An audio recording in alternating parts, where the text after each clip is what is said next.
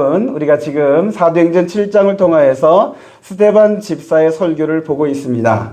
스데반 집사는 이스라엘 역사를 통해서 복음을 선포하고 있습니다. 여러분들이 사도행전 7장을 보시면 아시겠지만 스데반 집사의 설교는 겉으로 보면 그냥 이스라엘의 역사입니다. 그런데 여기에는 복음이 담겨 있습니다. 왜냐하면 하나님의 복음은 우리의 삶, 인간의 역사를 통해서 하나님께서 행하시는 기쁜 소식이 복음이기 때문에 그렇습니다.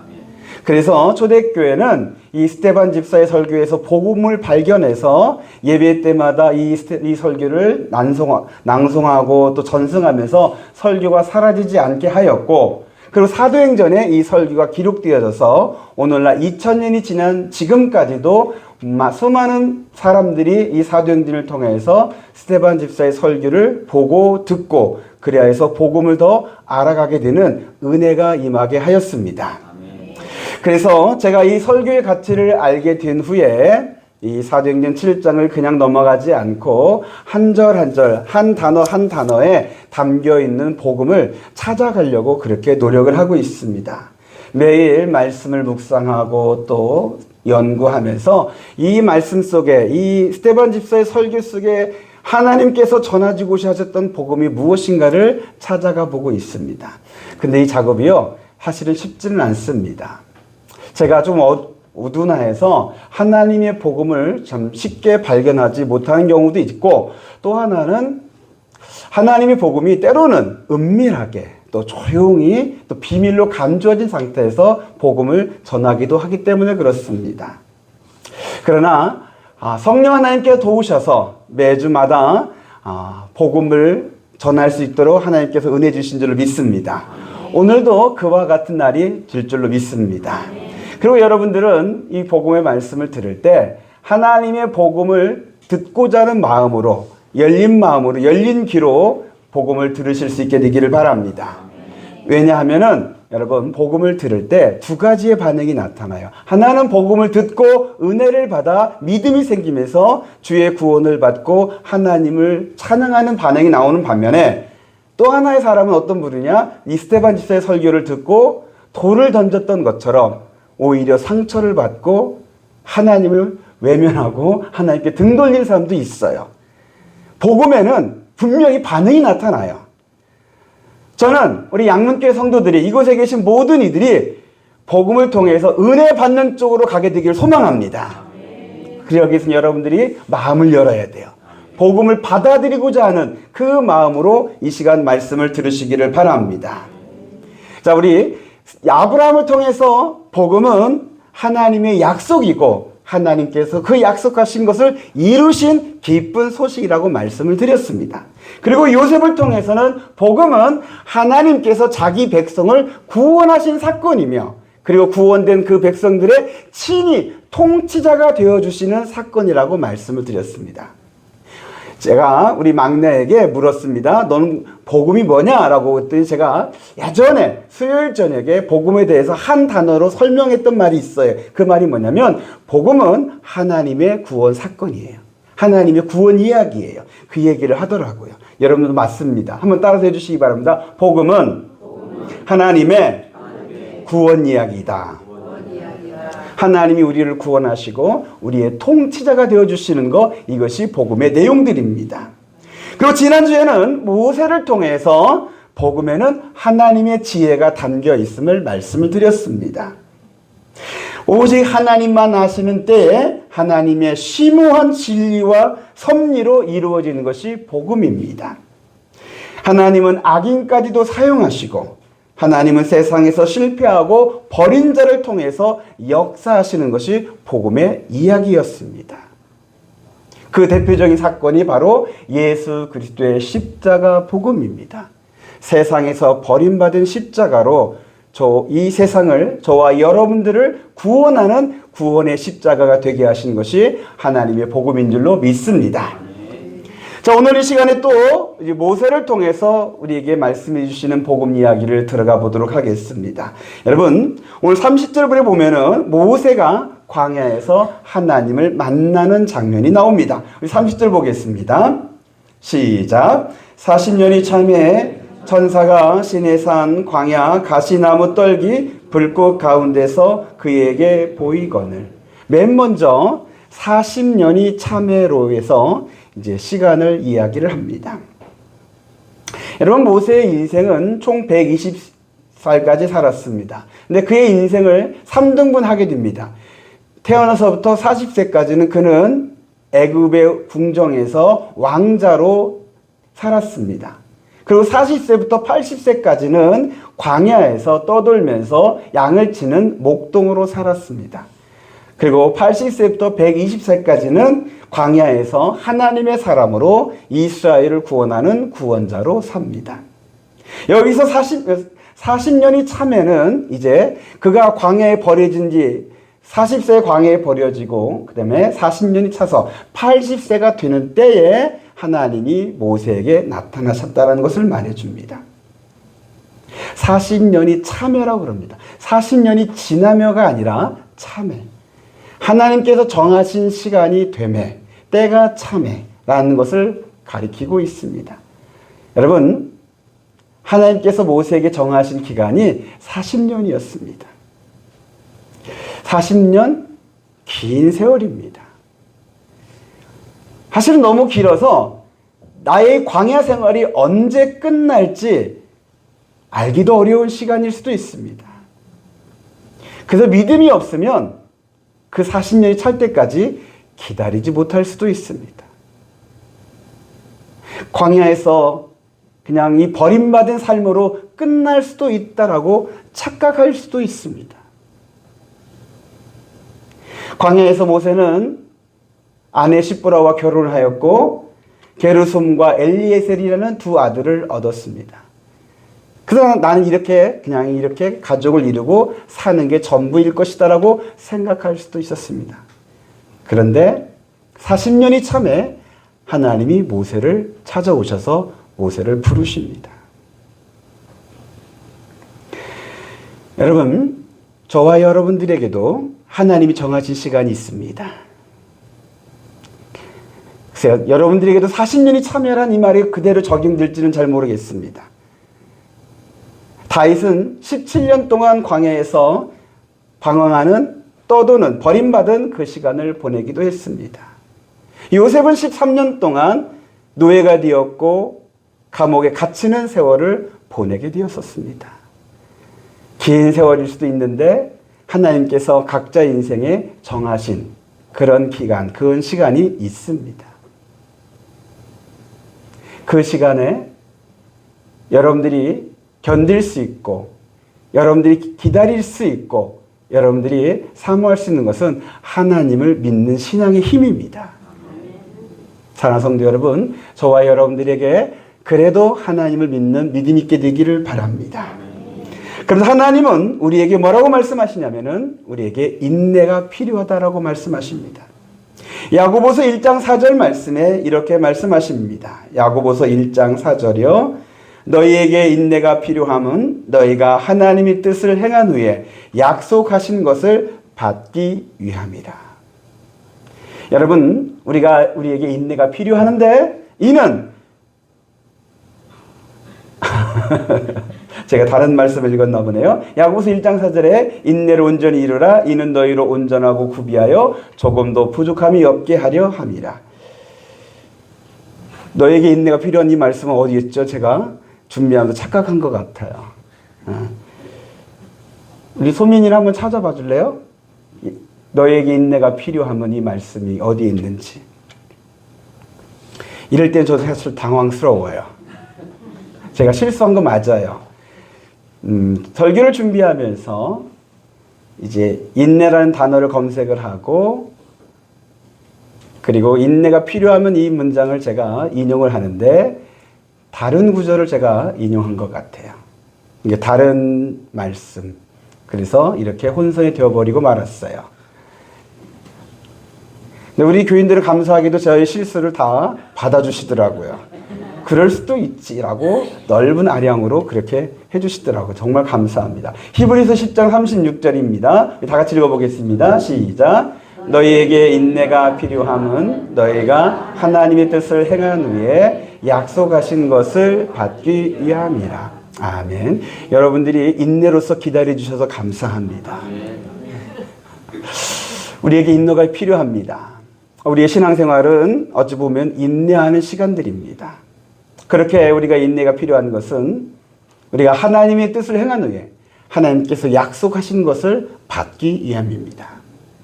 여러분, 하나님이 약속하신 것이 바로바로 즉시 빨리빨리 오는 게 아닙니다. 하나님이 정하신 때에 옵니다. 그 때까지 인내가 필요합니다. 제가 믿는 것은 우리 양문교를 정하신 하나님의 뜻이 있고 하나님의 약속이 있습니다.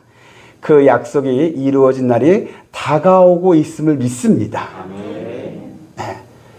정말 여러분, 정말 우리 양문교회 정하신 하나님의 그 때가 다가오고 있어요. 은혜의 때가 다가오고 있습니다. 이처럼 저도 여러분도 우리가 신앙생활하면서 하나님을 믿고 인내하는 그 신앙을 가지시기를 바랍니다. 인내라는 것은 이런 겁니다. 지키는 겁니다. 마음을 지키는 겁니다. 믿음을 지키는 겁니다. 여러분, 기도의 자리를 지키는 겁니다. 여러분, 이 예배의 자리를 지키는 거예요. 여러분의 가정을 지키고 우리 교회를 지키는 거예요. 상황이 어떻게 흘러가든지, 사람들이 어떤 모습으로 바뀌어져 가든지, 여러분들은 하나님을 믿고 하나님의 약속을 믿고 하나님께 내게 주신 이 귀한 믿음, 이 마음을 지키면서 하나님이 약속하신 것이 이루어질 날까지 기다리며 준비하는 것이 인내입니다. 인내를 온전히 이루어서 하나님께서 약속하신 그 은혜와 은총과 복이 우리 양문교회와 여러분에게 이루어지기를 예수의 이름으로 축복합니다. 이제 40년이 참에 하나님께서 모세를 부르시고 모세를 만나십니다. 그런데 어디에서 부르셨느냐? 시내산에 떨기나무 불꽃 가운데에서 모세를 부르십니다. 근데 여러분 30절에 보면은 떨기나무 불꽃 가운데 있는 분을 천사라고 그렇게 기록해 놓았습니다. 그런데 떨기나무 불꽃 가운데 모세를 부르신 분은 32절에 보면은 나는 내 조상의 하나님, 즉 아브라함과 이삭과 야곱의 하나님이라 하신대 라고 자신을 하나님이라고 직접 소개합니다. 32절에는 분명히 하나님이라고 했는데 30절에는 천사라 했던 이유는 뭘까요?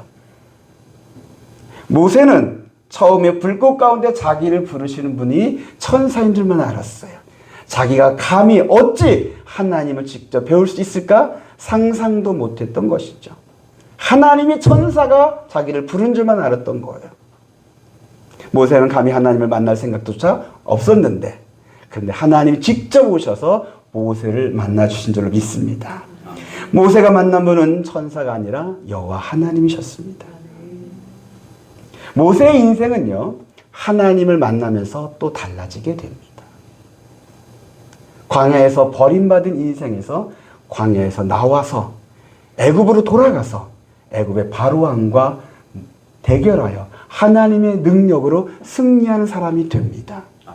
이스라엘의 구원자가 되고 이스라엘을 약속의 땅 가나안으로 이끌어가는 하나님의 사람으로 살아가게 됩니다. 사랑하는 성도 여러분, 저도 여러분도 하나님을 만나야 합니다. 우리가 성경을 통해서 하나님에 대해서 배워서 아는 것, 이것만 갖고는 온전한 신앙이 되지는 않습니다. 32절에 나는 내 조상의 하나님이라고 말씀하셨는데, 그 말은 내가 너의 부모들 통해서 너의 조상을 통해서 들었던 그 하나님이라는 걸 말하는 거예요. 그 하나님을 지금 모세는 만난 거예요. 여러분들이 성경을 통해서 배운 그 하나님, 그거 좋습니다. 그러나 그것만이 아니라 그 하나님을 직접 만나는 것도 필요합니다. 신앙생활에서 여러분들이 매 예배 때마다 설교를 통해서 하나님에 대해서 듣고 여러분들이 배우는 거, 이 시간 귀합니다. 그러나 또 여러분의 삶의 현장에서 지금도 살아계셔서 우리 가운데 계시는, 나를 만나시는 하나님을 만나는 은혜가 임해지기를 축복합니다. 모세가 광야에서 하나님을 만나 이제 목동에서 구원자로 바뀌었던 것처럼, 다윗이 아들람굴에서 하나님을 만나서 도망자에서 이스라엘의 왕으로 되었던 것처럼, 아브라함이 하란에서 하나님을 만나서 하란에 머물지 아니하고 가나안으로 다시 나아갈 수 있었던 것처럼, 베드로가 갈릴리 바다에서 예수님을 만나서 고기 잡는 어부에서 사람 낚는 어부가 되었던 것처럼, 하나님을 만난 사람은 그의 인생이 바뀌게 됩니다. 하나님이 쓰시는 사람이 됩니다. 저도 그렇고 여러분도 그렇고 하나님에 대해서 아는 정도에서 머물지 말고 살아계신 하나님을 직접 만나게 되기를 축복합니다. 감사하게도 저는 제 인생에서 하나님을 여러 번 만났습니다. 제가 고등학교 3학년 때 하나님이 저에게 나타나셔서 저를 신학교로 갈 수 있도록 저를 소명을 불어넣어 주셨습니다. 그리고 목회 때에는 하나님께서 저에게 말씀하셔서 설교가 무엇인가를 알게 해주셨습니다. 설교는 내가 하고 싶은 말을 하는 게 아니라, 여러분들이 듣고 싶은 말을 하는 게 아니라 하나님께서 전하고자 하시는 것을 선포하는 것이 설교라는 것을 알게 해주셨습니다. 하나님께서 우리에게 알리고 싶으신 것, 그것이 바로 복음이라는 것도 하나님이 가르쳐 주셨습니다. 그래서 저는 설교회 때마다 어떻게든지 복음을 전하고자 노력하는 그런 사람이 되었습니다. 아직도 많이 부족하고 입술이 둔하여서 이 하나님의 귀한 복음을 정말 능력 있게, 힘이 있게, 풍성하게 전하지 못하는 것이 안타깝고, 이 복음에 담겨있는 그 놀라운 은혜를 다 이루지 못하는 게 안타까울 뿐입니다. 그런데 하나님께서 양문교회에서 제가 목회 시작하는 초기 때 복음에 담겨있는 하나님의 귀한 메시지를 주셨습니다. 그게 뭐냐면 하나님이 하시면 된다입니다. 그리고 지금도 하나님이 하시고 계십니다. 우리 양문교회는 하나님이 하시는 교회입니다. 이렇게 하나님을 만나게 되면 우리의 신앙에 생기가 있어져요. 여러분의 신앙에 생기가 있고 능력이 나타나기 위해서는 하나님을 만나야 할 줄로 믿습니다. 그런데 어떻게 하면 하나님을 만날 수 있을까요? 어디로 가야 하나님을 만날 수 있을까요? 여러분들이 40일 금식 기도하면 하나님 만날 수 있을까요? 근데 성경에는 그런 말은 없습니다. 성경에서 사람들이 하나님 만나는 장면에 공통점이 있습니다. 사람들이 하나님 만나기 위해서 어디로 간 게 아니라 하나님이 찾아오신 거예요. 하나님이 그 사람을 만나려고 찾아오셨어요. 때가 되었을 때 그 사람을 하나님께서 부르시는 거예요. 모세가 하나님을 찾아간 것이 아니라 하나님이 모세를 부르셨어요. 시내산에 불타는 떨기나무를 통해서 불꽃 가운데서 하나님이 모세를 부르셨어요. 오늘 예배 자리가 하나님이 여러분을 부르시는 은혜 자리 되기를 소망합니다. 그런데 여러분, 왜 하나님은 시내산의 떨기나무 불꽃으로 모세를 부르신 것일까요? 예전에 제가 창세기 강의할 때 이 떨기나무에 대한 설교를 했었습니다. 여러분, 떨기나무는 사실은 나무라고 하기도 좀 어렵게 그냥 덤불입니다. 가시덤불입니다. 그냥 햇빛이 뜨거우면 자연 발화됐다가 금방 싹 사라지는 많은 그냥 보잘것없는 덤불입니다. 장작으로도 쓸 수 없는 겁니다.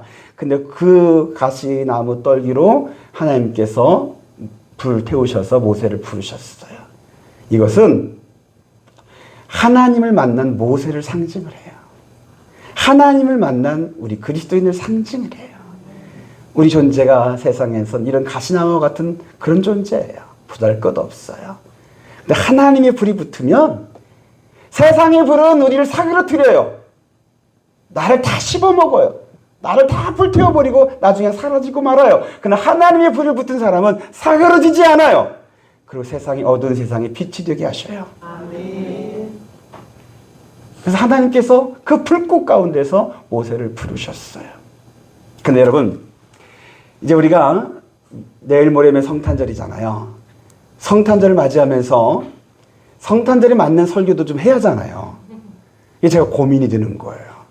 성탄절을 맞이하면서 성탄의 설교를 해야 하고, 이 스데반 집사의 복음에 담겨있는 이 설교도 해야 하고, 하나님 지혜를 주십시오 했더니 하나님께서 제게 주신 영감이 있어요. 그게 뭐냐면 하나님께서 모세를 부르실 때 불꽃으로 부르신 것처럼 하나님께서 이 세상에, 어두운 세상에 빛으로 오신 사건이 있다. 그 불꽃으로, 그 빛으로 우리를 부르신다라고 말씀해 주시는 거예요. 그 빛이 뭘까요? 바로 예수 그리스도이십니다. 여러분, 예수님은 영광의 하나님께서 이 세상에 참 빛으로 오신 하나님의 아들입니다. 그 예수님이 이 땅에 오신 날을 기념하는 것이 성탄절입니다. 그래서 여러분, 성탄절을 맞이하면서 사람들이 빛을 이제 그 추리를 걸면서 세상 거리마다 막 추리를 하고 막 그렇게 빛을 내는 것은 어두운 세상에 빛으로 오신 예수님을 증거하기 위해서, 나타나기 위해서, 찬양하기 위해서 그렇게 하는 줄로 믿습니다. 그런데 오늘 우리 박월승 원사님이 기도하셨던 것처럼 세상은 자꾸 예수님은 빼고 빛만 축제하려고 그래요. 이게 지금 세상의 흐름이에요. 왜 그러느냐? 여기에는 역사적 이유가 있어요. 본래 12월 25일은 성탄절이 아니에요. 예수님이 언제 태어났는지는 몰라요. 또 충격받으실라. 언제 태어났는지는 몰라요. 근데 원래 12월 25일은 태양절이에요. 로마에서는 12월 25일이 태양절이었어요. 동지가 지나고 해가 다시 길어지면서 빛이 어둠을 이기면서 다시 힘을 낸다 하면서 사람들이 그 태양의 회복을 기뻐하면서 축제를 벌인 날이 태양절이에요. 그러다가 기독교가 로마의 국교가 되고 예수님이 탄생하는 날을 우리가 모르지만 기념하기 위해서 이 태양절을 예수님 탄생하신 성탄절로 바꾼 거예요. 이것은 복음의 승리예요. 어떤 분은 이건 기독교가 아니다, 성탄절이 제 날이 아니다, 이건 지키면 안 된다, 이렇게 말하는데 아니에요. 모르잖아요. 언제인지 정확하게 몰라요. 그런데 진짜 빛이신 예수님을 기념하는 성탄절로 바꾼 건 정말 의미가 있는 거예요. 저는 이 성탄절과 같이 세상에 그 악한 것이라 할지라도 예수 그리스도의 복음으로 승리하는 그런 변화된 모습이 많이 나타날 수 있게 되기를 원합니다. 우리 대한민국의 풍습이 할지라도 그것을 복음으로 바꾸는 모습들.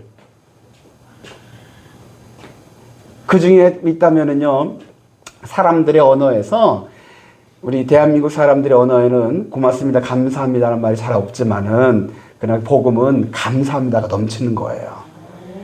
그래서 사람들의 언어를 바꾸는 게 복음의 승리예요. 자, 이처럼 태양절을 성탄절을 바꿨어요. 근데 문제는 뭐냐면 이 태양절의 그 잔재가 아직 남아 있어요. 원래 빛으로 오신 예수님을 이제는 기념하는 성탄절을 바꿨는데 교회가 예수로 충만하지 않으면, 복음으로 충만하지 않으면, 교회가 복음의 그 힘을 딱 나타내지 않으면 세상은 이때다 하고서는 다시 빛으로 돌아가려고 하는 거예요. 그냥 예수는 빼고 빛만, 빛의 축제로만 돌아가려고 하는 거예요. 지금 서울시에서 이 기간에 지금 빛의 축제를 하고 있더라고요. 그래서 저는 저것도 한 세상 태양절로 돌아가려고 하는 모습 중에 하나구나라는 생각이 들더라고요. 요즘 성탄절 교회에서 이제 뭐 빛을 많이 나타내지는 않아요. 이제 뭐 백화점도 요즘 보니까 카페가 빛을 많이 나타내더라고요.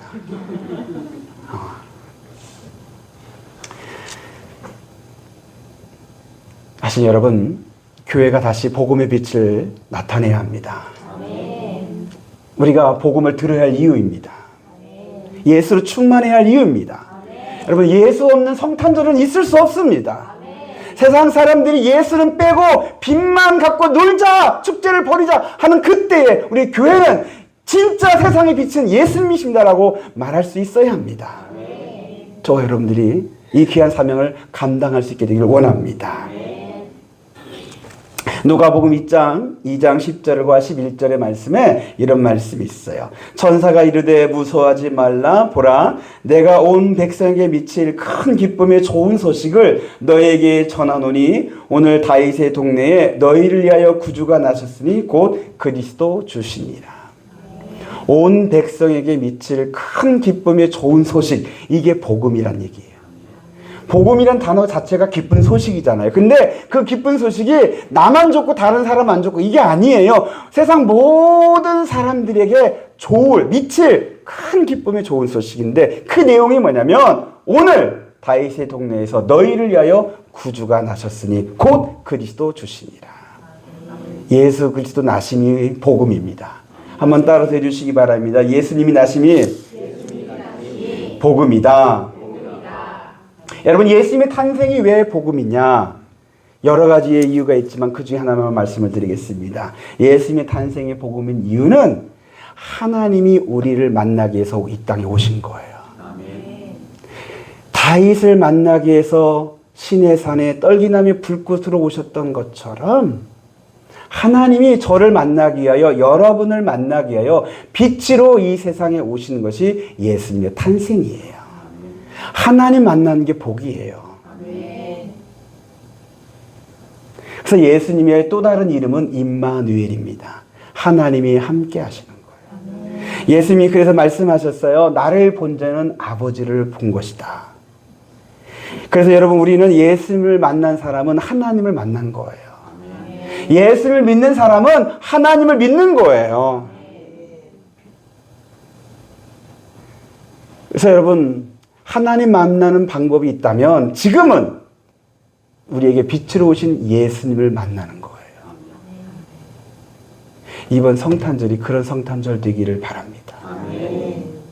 세상 사람들이 빛의 축제로 즐기려 하는 그때에 이 빛의 참 빛이신 예수님을 만나시고 예수님이 어두운 세상의 진짜 빛입니다라고 우리가 말할 수 있고 선포할 수 있고 증거할 수 있는 그런 성탄절이 되실 수 있게 되기를 바랍니다. 그래서 이번 수요일 성탄절에 우리 교회는 마을회관에 가서 예배를 드립니다. 교회에서 예배하지 않고 마을회관에서 가서 예배하는 거 신경 쓸 일 많고 해야 할 일도 많고 또 우리가 마을 사람들의 눈치도 봐야 합니다. 그럼에도 불구하고 그렇게 하는 이유는 하나님이 우리를 만나기 위해서 우리에게 오신 것처럼 우리 예수님 전하기 위해서 가는 겁니다. 그리고 예수님이 이 땅에 오셔서 이 세상의 어두움을 물리치신 것처럼 우리가 복음 들고 가서 저 영혼들을 예수 구원받게 하는 이 귀한 사역에 우리가 조금이나마 동참하기 위함입니다. 불편하고 어렵고 힘든 거 그거 우리 핑계로 삼지 마시고 주님만 바라보며 이번 성탄절에 빛으로 오신 예수님의 그 은혜가 저와 여러분에게 또 이 마을 주민에게 이루어지는 성탄절 되기를 우리 주 예수 그리스도의 이름으로 축복합니다.